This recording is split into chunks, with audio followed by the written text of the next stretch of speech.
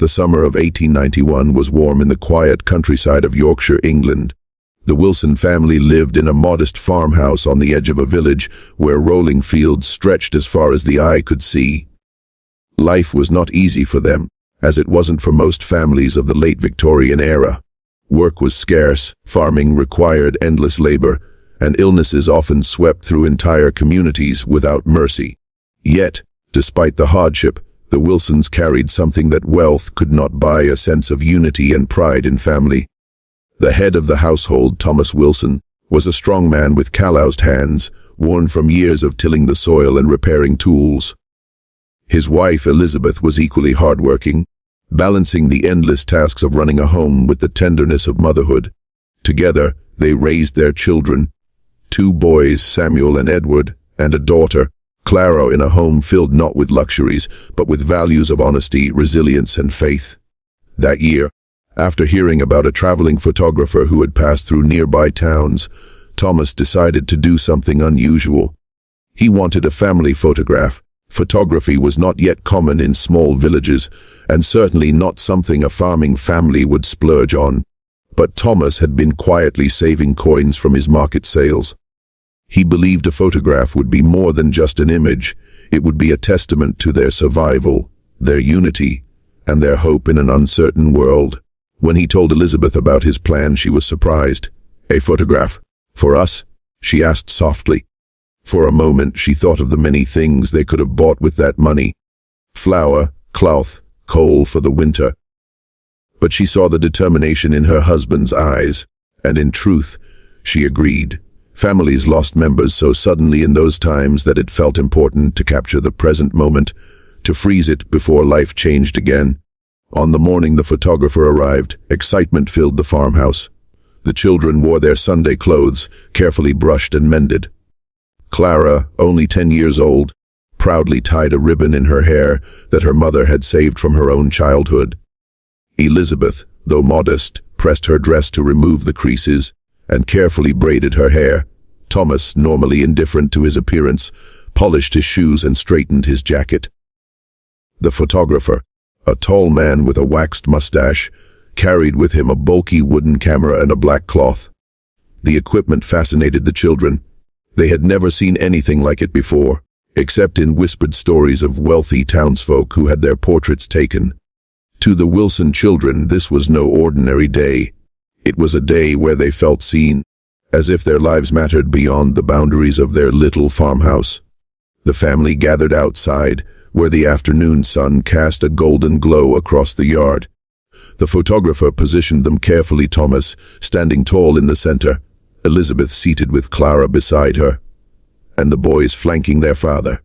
"Don't move," he instructed as he ducked under the black cloth and adjusted the lens. The children giggled nervously, but their father's stern glance reminded them that this was serious. When the shutter finally clicked, there was silence, followed by a sigh of relief. For the Wilsons, that moment felt monumental. They had no idea what the developed photograph would look like, but the mere act of standing together, holding still, felt powerful. It was a declaration to the world: we are here, we endure, we are a family. But beneath the surface of that moment, there was also something unspoken. Elizabeth's eyes had watered slightly during the photo, though no one noticed. She was thinking of Mary, their little girl who had passed away 2 years earlier from scarlet fever. Mary had been only 5 years old, full of laughter and energy. Her absence was a wound that time had not yet healed, though the family rarely spoke of her. Victorian families often avoided discussing grief openly. The pain lingered in every corner of their home.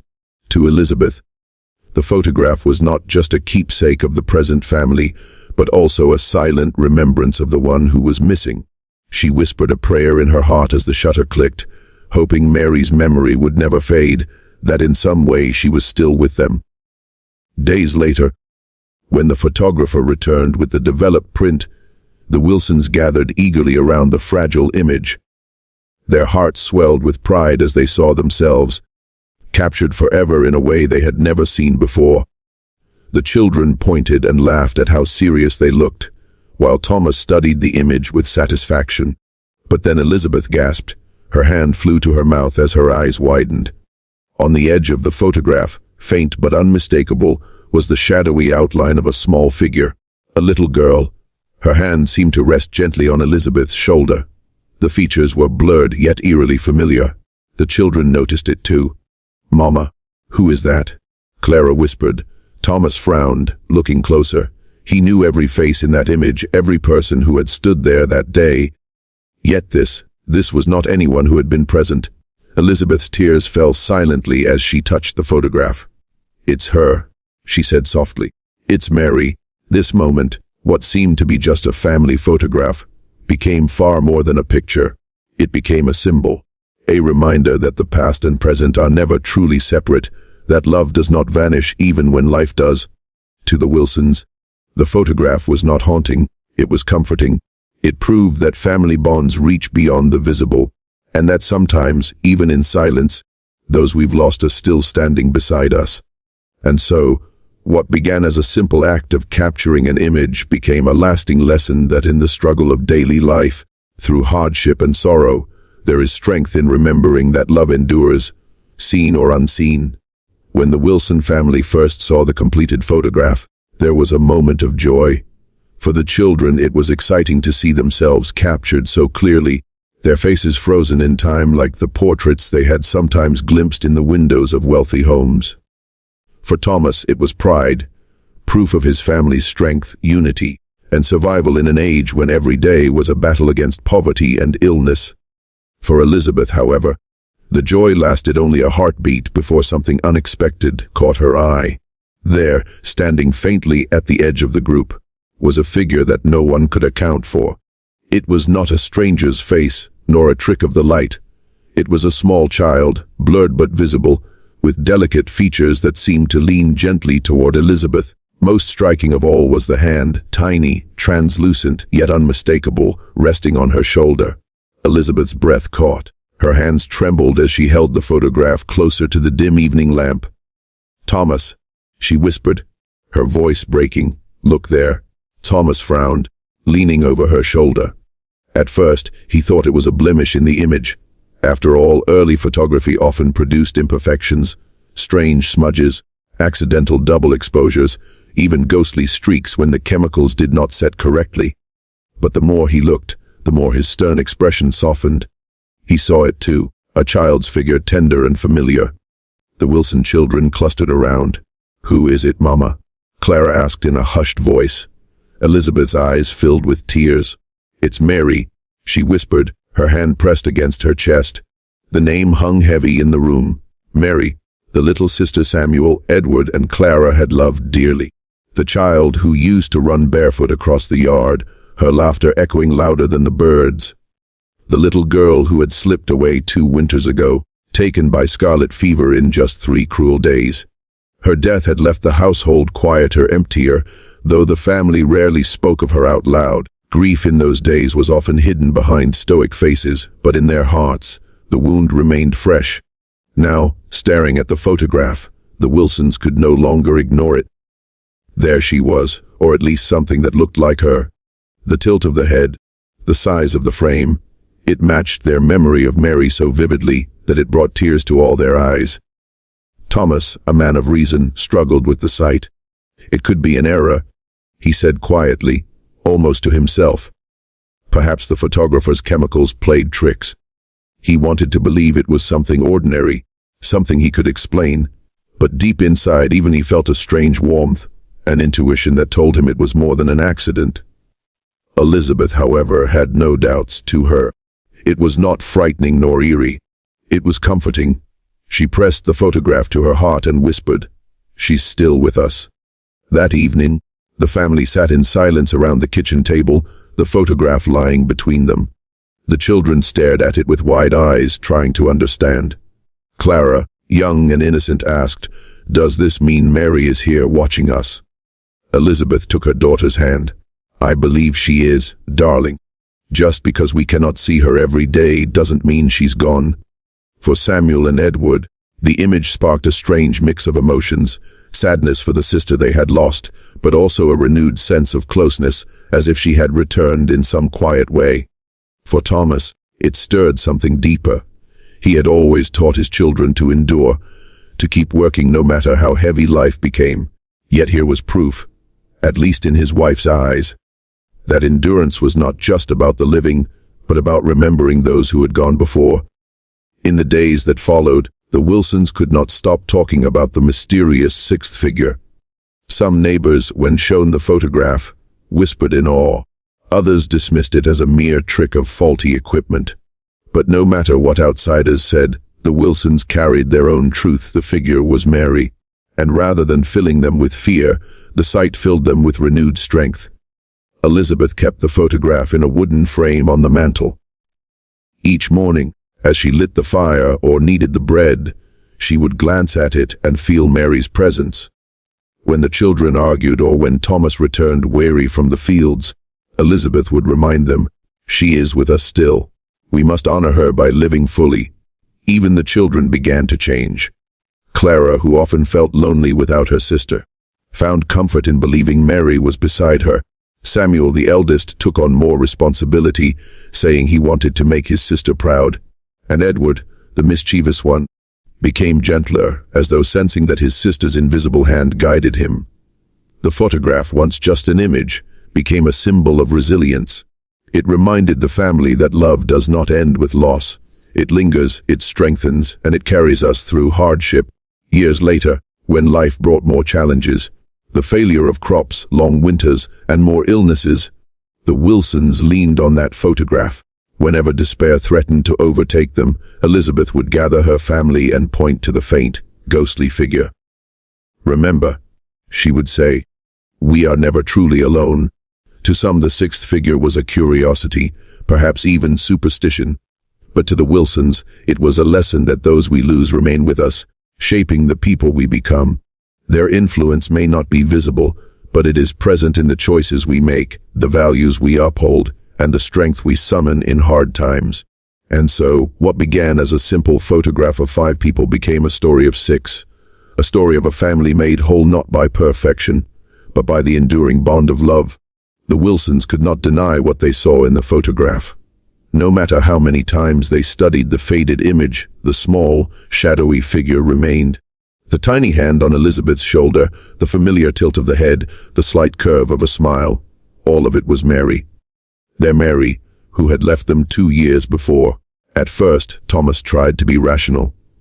He told himself it must have been the camera, or perhaps a double exposure caused by the photographer's shaky hand. He even considered returning to ask the man about it, but Elizabeth stopped him.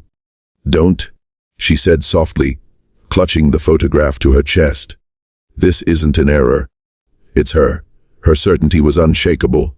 For Elizabeth, the photograph was not a mystery to solve, but an answer to a prayer. She had carried the grief of Mary's passing silently, day after day, while keeping the household together. Now, here was proof, at least to her heart, that her daughter was still close, still watching, still part of their family. To understand why the image struck them so deeply, one must recall how Mary's life had ended. She had been only 5 years old, bright and lively. Everyone in the village remembered her laugh, which bubbled like a spring. She loved to follow her brothers into the fields, though her tiny legs could barely keep up.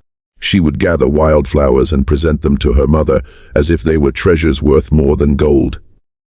Clara, who was just a few years older, shared everything with her, secrets, games, even the same bed on cold nights. But one bitter winter, an outbreak of scarlet fever swept through the countryside. In those days, medicine was limited, and families often watched helplessly as illness stole away loved ones. When Mary first developed a fever, Elizabeth stayed by her side night and day. She cooled her forehead with damp cloths, whispered prayers, and sang lullabies in the faint hope that her child would recover. Yet within 3 short days, the sickness overcame her small body. Elizabeth remembered the last time Mary looked up at her, eyes glazed with fever, and whispered, "Mama." That single word had echoed in her heart ever since. When Mary was buried in the small churchyard, the family carried on, as people had to in those times. They rose each morning, tended to the animals, worked the fields, and kept the home running. But an unspoken emptiness hung over the household. Mary's chair at the table remained empty. Her laughter no longer filled the air, and though they rarely spoke her name, She was in every thought, every silence, every glance exchanged between parents and children. The photograph brought all of that pain flooding back. Seeing her face again, even faint and ghostly, was like reopening a wound. Yet strangely, the wound was not raw this time. It was tender but healing. For Elizabeth, the image was not a reminder of loss, but of presence. She believed Mary had found a way to reach them, to say, "I am still here. Don't forget me." The children reacted in different ways. Clara cried quietly the first night she looked at the photograph, clutching it to her chest as though hugging her sister once more. Samuel, the eldest, grew thoughtful and quiet. He admitted to his father, "I dream of her sometimes. Maybe she wanted us to know she still belongs to us." Edward, the mischievous one, at first refused to believe it. "It's a trick," he said. But later, Elizabeth found him sitting alone by the fireplace, staring at the photograph with wide eyes, whispering to it as though speaking to Mary directly. Thomas wrestled with conflicting emotions. He was a man of practicality, one who believed survival came from hard work and steady faith. Yet even he could not escape the comfort the image brought. He began to see that the photograph was not about science or mistakes. It was about remembrance.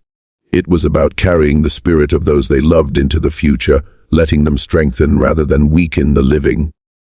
The heartbreaking truth, then, was not only that Mary had died, but that her presence still shaped the family. Grief had not left them broken. Instead, it bound them closer together. The sixth figure in the photograph reminded them that loss does not mean absence, and death does not mean the end of love. Elizabeth once said to Clara, "When you look at this picture, don't be sad, smile, because it means your sister is still with us. When you work hard, when you're kind, when you laugh, you make her proud." Those words stayed with the children for the rest of their lives. Neighbors who heard about the photograph had mixed reactions. Some whispered that it was supernatural, even frightening. Others shrugged it off as a technical flaw. But a few, especially mothers who had lost children of their own, came to Elizabeth in quiet moments and said, "You are lucky. You have a sign that love does not leave us." The photograph became a symbol of resilience in the Wilson household. When hardships came, as they always did in those days, it reminded them that they had endured worse and still carried love with them. The heartbreaking truth was this: tragedy touches every family in some way. Illness, loss, poverty, they were inescapable realities of the 19th century. But the photograph gave the Wilsons a new perspective. Instead of being crushed by grief, they chose to be lifted by memory. Instead of being haunted, they were comforted. Instead of living in fear of loss, they lived in honor of those they loved. Years later, when the children had grown and Elizabeth grew frail, the photograph remained in its frame, faded but treasured. Visitors would sometimes ask about the mysterious sixth figure. Elizabeth would smile softly and say, "That is my Mary. She reminds us that love never leaves." And that is the heartbreaking truth we all lose, but we also all carry. The ones we love become part of us, their lessons and their laughter echoing long after they are gone. That truth, though painful, is also what gives life its deepest meaning. The photograph remained on the Wilson family's mantelpiece, framed in simple wood. At first, it was just a source of shock and tender sorrow. But as weeks turned into months, the family began to notice how their daily lives quietly shifted because of it. What once felt like an ordinary picture became something far greater, a lesson in presence.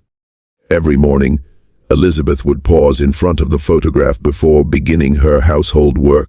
She would rest her hand on the frame and whisper a silent prayer, not only for her living children, but also for the one whose faint outline stood among them. "Widas," she would murmur. To her, Mary's presence in the photograph was a gentle reminder that even when life takes something away, it leaves us with a deeper appreciation for what remains. The children absorbed this lesson in their own ways. Samuel, at 12, was beginning to take on more responsibilities around the farm. He often grew frustrated by the endless chores, chopping wood, carrying buckets, fixing fences. But one day, when he complained aloud, Elizabeth simply pointed to the photograph. "Do your work as if she were watching," she said.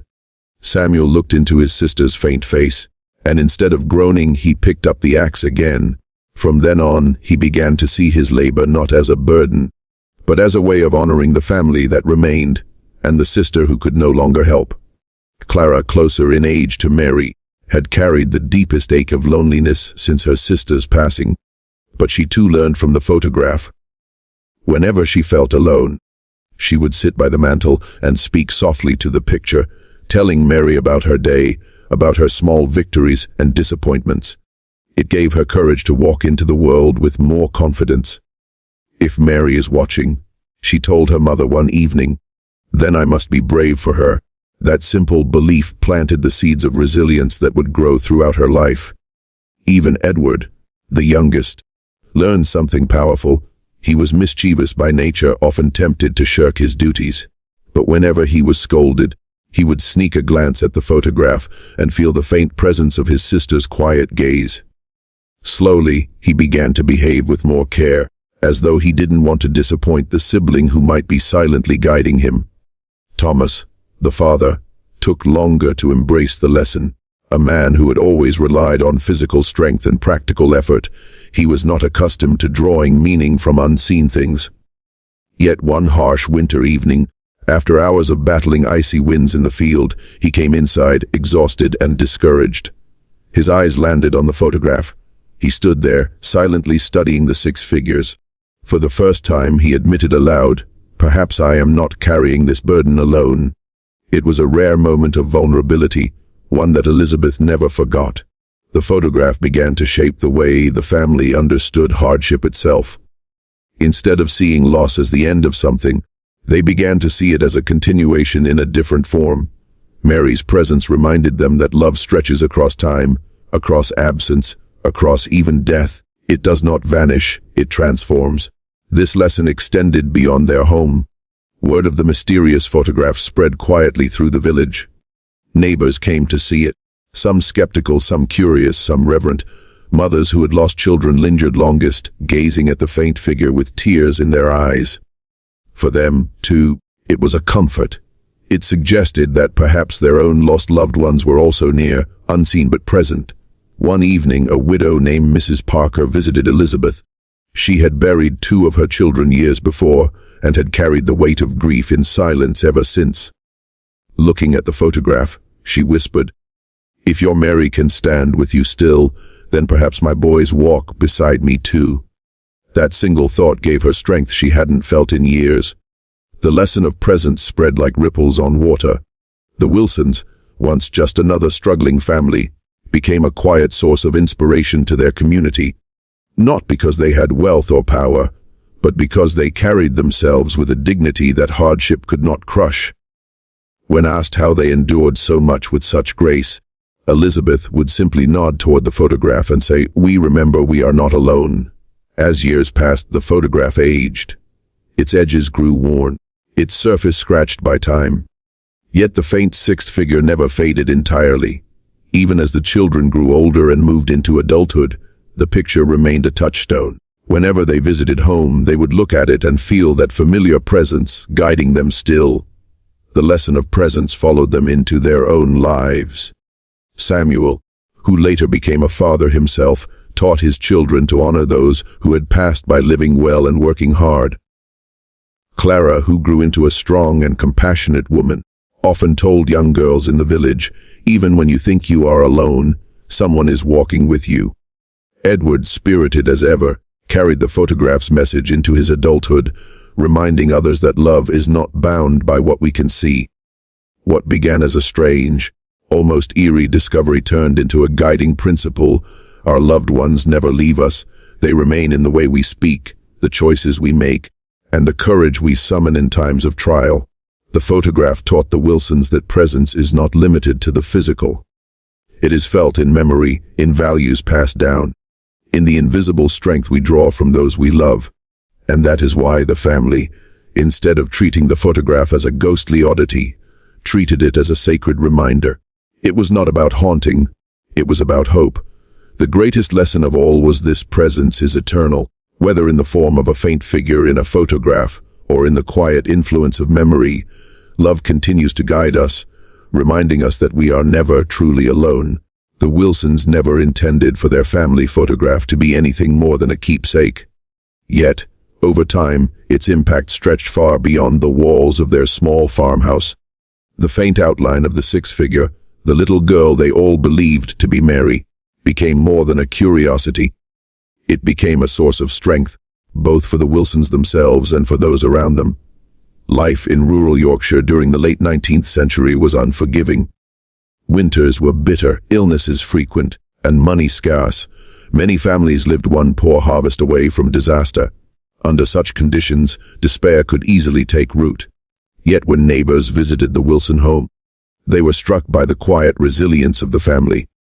They noticed how Thomas worked harder than most, how Elizabeth carried herself with calm dignity, and how the children showed unusual determination for their age. When asked how they endured, Elizabeth would often gesture toward the photograph. "We are six," she would say simply. "Even if one of us is unseen." The story of the photograph began to circulate. Some dismissed it as nonsense. "A trick of chemicals, that's all," scoffed a skeptical farmer. But others leaned in closer, whispering about it in hushed voices after church or at the village market. For those who had suffered losses of their own, and in that era nearly everyone had, the idea that love could persist, that presence could endure beyond the grave, was deeply comforting. Families who had lost children to fever, fathers to accidents, or mothers in childbirth began to draw strength from the Wilsons' example.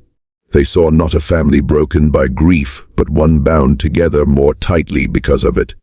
The mysterious photograph symbolized a truth they longed to believe, that their loved ones were not gone, but walking beside them in ways unseen. Even Thomas, who had once resisted seeing the image as anything but coincidence, began to acknowledge its power. He noticed that when the children grew wary, a simple reminder of Mary's presence lifted their spirits. He saw how Elizabeth's faith steadied the household, and how neighbors sought her counsel in their own times of loss. Slowly, he realized the photograph had become more than a memory. It was a tool, a source of inspiration for strength that spread from one heart to another. One particularly harsh winter tested this newfound strength. Crops had failed, food was scarce, and illness loomed. Many families in the village grew despondent, yet the Wilsons pressed on. Elizabeth often gathered the children around the fire and pointed to the photograph. "Mary is with us," she would remind them. "If we keep going, if we work hard and stay kind, we honor her. We must not waste the gift of our lives." The children listened. Samuel took on more work in the fields than ever before, his young muscles straining under tasks meant for grown men. Clara, though barely a teenager, helped her mother manage the household with maturity beyond her years. Even Edward, still a boy, carried water and chopped kindling without complaint. Their actions were not driven by fear but by a sense of duty to the unseen figure among them. Their perseverance did not go unnoticed. Villagers began to remark, "If the Wilsons can carry on, then so can we." Slowly, the family became a quiet beacon of endurance. They didn't preach nor did they boast. They simply lived with a strength that inspired others. One evening, Mrs. Parker, the widow who had once wept at the sight of the photograph, visited again. This time, she brought her eldest son, who had fallen into despair after the death of his brother. She asked if he might look at the photograph himself. The boy, pale and withdrawn, stared at the faint figure for a long while. Then, with tears in his eyes, he whispered, "Maybe my brother is with me too." From that day, his mother noticed a change in him. He began working harder, speaking more, and showing signs of life again. This was the photograph's true gift. It transformed grief into strength. Instead of being paralyzed by sorrow, people found themselves motivated to live fully in honor of those they had lost. The Wilsons learned another vital lesson in those years, that resilience is contagious. Their ability to carry on inspired others, and in turn, the strength of their neighbors reinforced their own. The community, once weighed down by hardship, began to support one another more openly. Families shared food during lean times, lent hands during harvests, and comforted one another in grief. And all of it in some quiet way, traced back to a single photograph with a mysterious sixth figure. As time went on, the Wilson children grew. Samuel became known in the village as a dependable young man, respected for his work ethic. Clara blossomed into a compassionate soul, often helping neighbors with their children or sitting at the bedsides of the sick. Edward, though still spirited, developed a reputation for kindness that softened his mischievous streak. Each of them, in their own way, carried Mary with them, not as a shadow of sadness, but as a light of strength. Even Thomas, hardened by years of toil, began to see strength not only in muscle but in spirit. He realized that endurance was not just about surviving hardship, but about finding meaning within it. And Elizabeth, whose quiet faith had carried them all, became a pillar in the community, a woman others sought out for encouragement when life seemed unbearable. The photograph, once a simple family portrait, became a legacy of resilience. Its message was clear: hardship is inevitable, but how we respond to it defines us. We can let grief consume us, or we can allow it to remind us of love, purpose, and the strength we carry forward. And so the Wilsons' story spread, not through newspapers or fame, but through whispered retellings, through neighbors who found hope in their example, through children who grew up remembering that mysterious sixth figure and the lesson she brought. It is in this way that strength multiplies. A single family, holding fast to one another and to the memory of a lost child, inspired an entire village to endure. Their story reminds us still, when we honor those we love by living bravely, our strength becomes a gift not only to ourselves, but to everyone who witnesses it. More than a century has passed since the Wilson family stood outside their Yorkshire farmhouse in 1891 to capture a simple family portrait. The world has changed beyond recognition. We live in an age of airplanes, skyscrapers, satellites, smartphones, and endless photographs snapped every second. Yet, despite the distance of time and the gulf of technology, the Wilson story, and the mysterious sixth figure in their family photograph, still carries a truth that matters deeply today. At its heart, the photograph was never just about an image. It was about presence, resilience, and love that endures beyond loss. These are lessons that remain as relevant in the 21st century as they were in the 19th. In our modern lives, we are not strangers to hardship. Though medicine has advanced and comforts abound, suffering has not disappeared. Families still face the sting of losing loved ones. Illness still arrives uninvited. Tragedy still strikes without warning. We still experience loneliness, grief, and uncertainty. In that sense, we are not so different from the Wilsons, who faced their own storms of illness, poverty, and loss. The photograph reminds us that love is stronger than absence. Even when someone we love is no longer with us physically, their presence lingers. In our memories, in our habits, in the lessons they taught us, and in the courage we find when we imagine them walking beside us. Just as Elizabeth Wilson drew comfort from believing her daughter Mary was still near, we too can draw strength from remembering that love never truly vanishes. Today, people find echoes of this lesson in many ways. Some keep a photograph of a late parent on their desk. Others wear a ring, necklace, or watch that once belonged to someone they loved. Some hear a familiar song on the radio and feel as though a departed friend is smiling down on them. These are not mere sentimentalities. They are anchors that remind us we are shaped and strengthened by those who came before. The Wilsons' photograph also speaks to another timeless truth. Resilience grows from remembrance. When hardship comes, it is easy to feel crushed. But when we carry our loved ones with us, not just in sorrow, but in strength, we find the courage to go on. This is as necessary today as it was in 1891. Whether facing personal struggles, financial hardships, or even global crises, remembering that we do not walk alone gives us the power to keep moving forward. Think of how many families in the modern world draw strength from those who sacrificed before them.